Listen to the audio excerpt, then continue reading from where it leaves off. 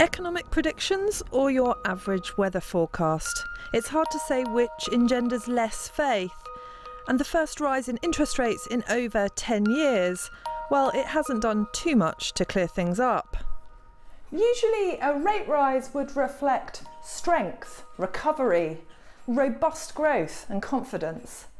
This time the economic weather feels a little different. So why has the bank acted now?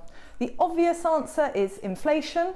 At 3%, it's well above the bank's 2% target.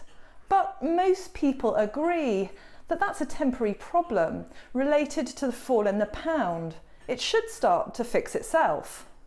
The Bank of England governor conceded the outlook is unusually uncertain, thanks in part to Brexit. Still, he said, it was time for a move. In many respects, today's decision is straightforward. With inflation high, slack disappearing, and the economy growing at rates above its speed limit, inflation is unlikely to return to the 2% target without some increase in interest rates.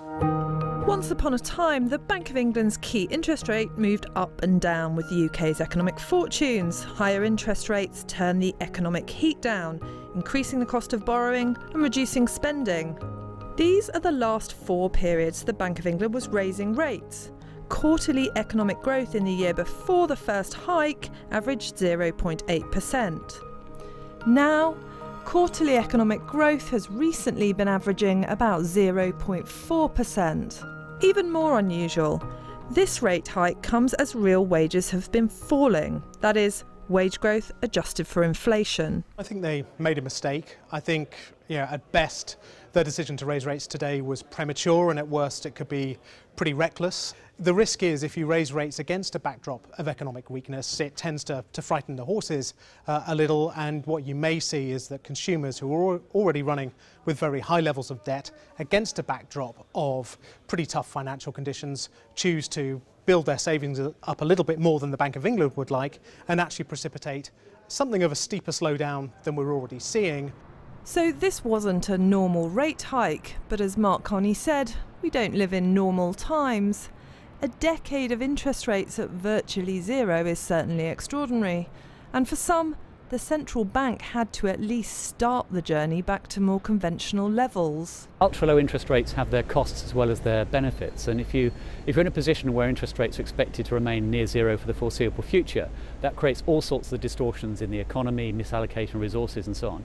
If you can get interest rates back towards more normal levels over the next few years, then also you've got a bit of margin to cut again if you need to. So for example, if the Brexit negotiations do go badly, then the Bank of England will have more scope to cut rates in future than it would have done if it hadn't raised rates today at all. This was a small move from a very low level. And of course, it only takes rates back to where they were in the summer of 2016, before the post-referendum cut. Still, it all came with a gloomy outlook. In the bank's view, the economy has hit its limit. The economic climate now is about as good as it's going to get. That's in part because productivity, a big determinant of economic potential, has flatlined since the financial crisis. The Bank of England are taking a pretty conservative view about the UK's potential supply growth. They're seeing growth around 1.5% as being our sort of long-term position. I think what's really important, what businesses want to see, is that we have the right environment to invest, and that we're investing in our skills, in our education and our infrastructure. And I think that's why actually what the business community wants to see is more action by Philip Hammond than Mark Carney. And I think that's why all eyes will be on the budget later this month. It's official. Interest rates are rising again, but so is the pressure.